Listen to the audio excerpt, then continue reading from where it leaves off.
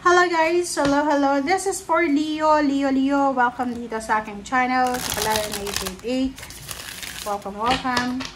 Alamin natin Leo kung anong messages, vibration, gabay energy para sa inyong lahat. This is for the second half of November 2025. Tingnan natin.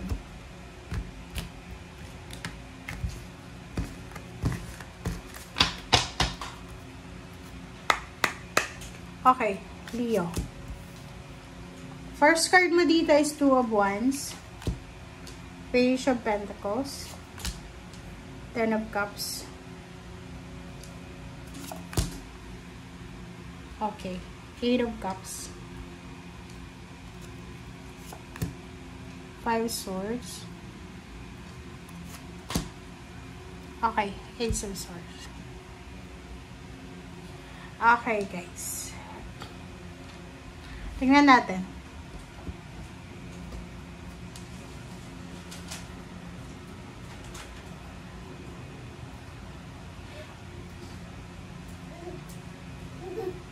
Okay.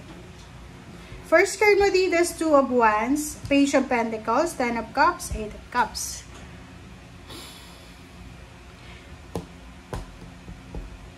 Unahin natin tong dalawa. Kasi dito sa barahang to, Leo, isang exciting na plano. It's either exciting na business plan, isang exciting na parang ano to gusto mong magpatayo ng bahay, parang ganun. Okay, yun. Meron kang meron kang pinaplano na excited ka. Excited ka para sa pagpaplano para sa dream house mo, or sa travel, or sa kung ano pa man. But, yung Five Swords dito ay sinasabi na posibleng i-give up mo siya. These 2 weeks ng November, pwedeng marirealize mo na kailangan mong i-give up itong plano mo for the moment. Kasi may mas importante ka na kailangan na gawin. Okay? Two of Wands, Page of Pentacles, Ten of Cups, and Eight of Cups. Ang ganda na ito. Kasi sinasabi ng bara sa'yo na meron ditong Leo na sinasabi ng barahan na isang adventure ang naghihintay para sa'yo. You're planning to travel. Parang gusto mong subukan yung pang-ibang bansa. Or kung nasa ibang bansa ka na, gusto mong subukan yung pag-explore sa mundo.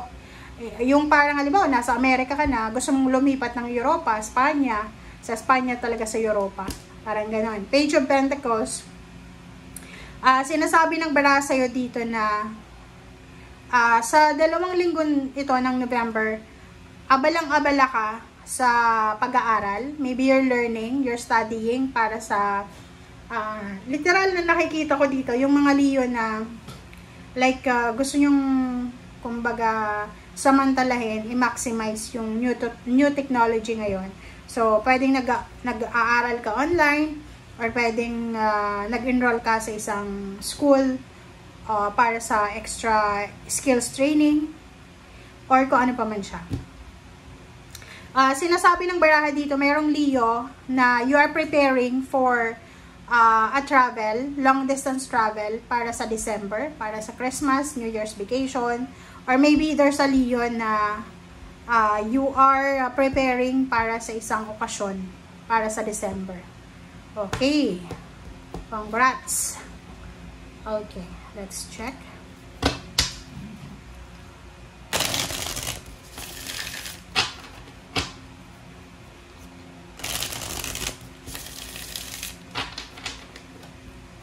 Meron ditong Leo na naghahanda para sa December.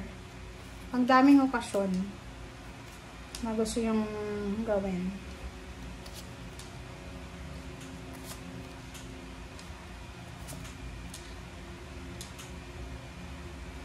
Alright, so, Queen of Pentacles and the Star, Ten of Wands. So, kung makikita mo dito, isang Leo ang sobrang workaholic.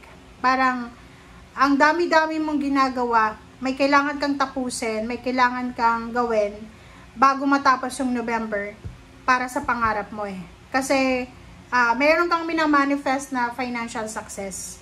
Parang iniisip mo, kailangan matapos ko to this November kasi by the month of December, dapat mahawakan ko na yung perang ito eh.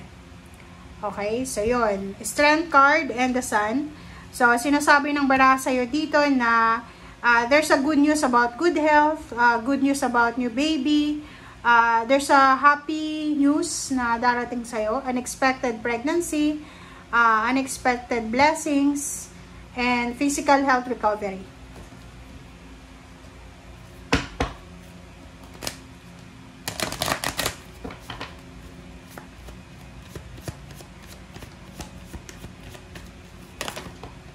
Okay.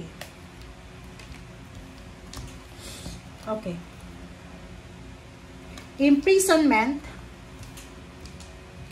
and poverty. Doon sa mga Leo na you are suffering financially, sinasabi ng baraha sa'yo na huwag kayong masyadong mag-alala kasi isang magic, isang milagro ang posibleng darating sa'yo bago matapos yung taon. And this gift, this is a financial gift from the universe na eto'y matutulungan ka niya para makarecover ka sa financial problems. Kasi 37 na to eh, this is completion. Parang meron kang mahahanap na sagot sa financial problems mo or sa financial stress.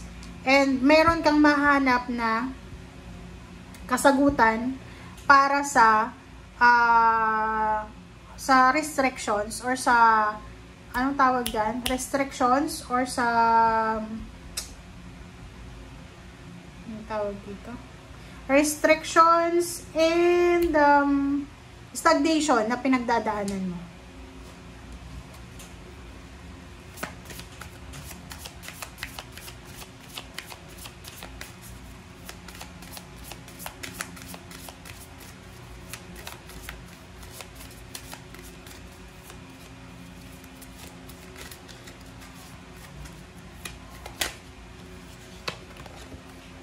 Okay. On your own divine power. So, dito sa barahang to, sinasabi ng barahan na to na Pisces, iwasan mo yung pagiging people pleaser. Okay? Kasi sa susunod na taon, hindi na kailangan maging people pleaser. Okay? Let yourself feel all your emotions. So, sinasabi ng baraha sa'yo na napaka-importante na unahin mo ang iyong sarili. Unahin mo yung iyong emotion. Kasi parang masyado kang people pleaser. Okay, tingnan mo to oh. On your divine power. So, ibig sabihin yan. Ba't sinasabi ko Pisces? Leo. Leo. Okay, Leo. Maybe you are parang dealing with Pisces. Kasi parang nasambit ko ba yung Pisces? Kasi dito sinasabi na kailangan mo daw na ipaglaban ang iyong emotion, ang iyong karapatan. Tapusin mo din yung people pleaser. Okay? So, replace codependent people pleasing with assertiveness and empowerment. And, sinasabi ng baraha na kailangan natin na unahin ang sarili natin. Okay? Thank you guys. Bye!